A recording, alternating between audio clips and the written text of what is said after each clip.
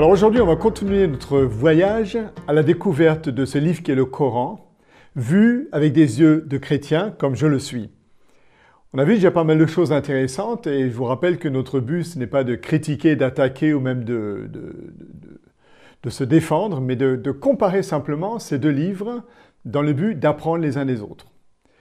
Et on a vu dans des épisodes précédents que le Coran a un alphabet qui est l'arabe, bien entendu, qui est très proche de l'araméen, très proche de l'hébreu. On a vu que la plupart des expressions théologiques que le Coran emploie sont des expressions qu'on va retrouver dans la Bible, et que même les expressions classiques que les musulmans utilisent, Bismillah, Alhamdulillah, Hamdulillah, Allahu Akbar, Inch'Allah, Salamu alaikum, que tout ça, c'est des expressions qu'on trouve déjà dans la Bible, donc 500, 600 ou même plus avant le Coran. Et la question que j'aimerais poser aujourd'hui, c'est est-ce que le Dieu de la Bible est le même que celui du Coran? Attention, beaucoup de chrétiens disent Allah, c'est pas le même Dieu, que Elle dans la Bible, et c'est pas de ce qu'on va parler aujourd'hui. Ça, on va le faire une autre fois. Mais ce qu'on va faire aujourd'hui, c'est de regarder si le Dieu de la Bible, lui, qu'on appelle El ou Elohim, eh bien, est-ce qu'il est dans le Coran? El, c'est le Dieu hébreu qu'on va retrouver dans Daniel, Dieu est mon juge, Michaël, qui est semblable à Dieu, Nathanaël, Dieu a donné, Emmanuel, Dieu avec nous, Ézéchiel, Dieu est ma force, etc. Donc un mot très connu, surtout dans les noms propres. Et c'est justement avec les noms propres qu'on va considérer quelque chose de très intéressant.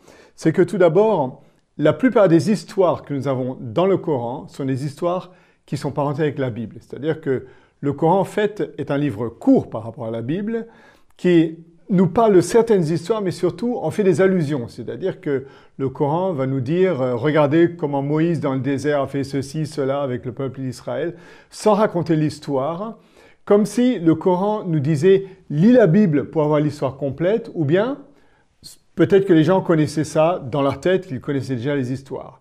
Donc le Coran ne répète pas la Bible, mais la cite ou en fait plutôt allusion. Toutes les histoires que nous avons dans le Coran sont les histoires que nous trouvons soit dans la Bible, soit dans les traditions judéo-chrétiennes. Par exemple, le Coran nous dira que Noé avait 4 fils, et alors que la Bible n'en parle que de 3. Alors les chrétiens disent, mais c'est quoi cette histoire-là? Eh bien, c'est une tradition juive. Certains pensent dans le judaïsme que Noé avait 4 fils, et l'un n'a pas voulu aller dans l'arche, donc il a disparu avec le déluge.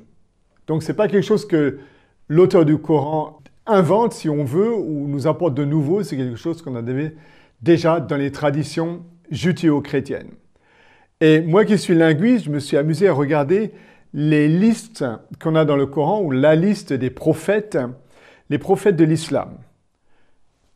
Abil, donc Abel, Adam, même chose qu'Adam, Ayyub, qui est donc Job, Daoud, David, Haroun, Aaron, Ibrahim, Abraham, Elias, Élie, Isa, Jésus, Ishaq, Isaac, Ismaïl, donc Ismaël, Israël, donc Israël, Mariam, Marie, Moussa, Moïse, Nuh, Noé, Jacob, Yunus, Jonah, Youssouf, Joseph, etc. Donc c'est des prophètes qui sont dans la Bible et qui sont dans le Coran, avec des noms un peu différents, mais pas tellement, puisque en hébreu, Daoud ne s'appelle pas David, mais s'appelle Daoud, donc c'est entre les deux. Et d'ailleurs, dans le Nouveau Testament, on retrouve en grec Marie, donc Maria, et on retrouve Mariam aussi. On a les deux dans le Nouveau Testament grec. Donc, quand les musulmans disent Mariam, ce n'est pas quelque chose de tout à fait nouveau. Par contre, ce qui est intéressant pour moi, c'est que certains noms sont des noms qui parlent de Dieu. Par exemple, Elias, Eli, donc Eli, Dieu est mon Dieu, ou plutôt Yahweh, donc celui qui est mon Dieu, qui va donner en arabe Elias.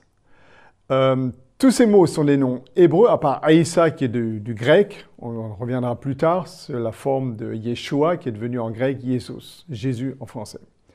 Mais ce qui est intéressant, c'est que ces noms sont des noms bibliques, des noms où on a le nom de Dieu, donc Yahweh ou El, mais il y a 2 personnages très importants dans le Coran où on retrouve le mot El alors qu'on ne trouve pas le mot Allah qui normalement devrait être là.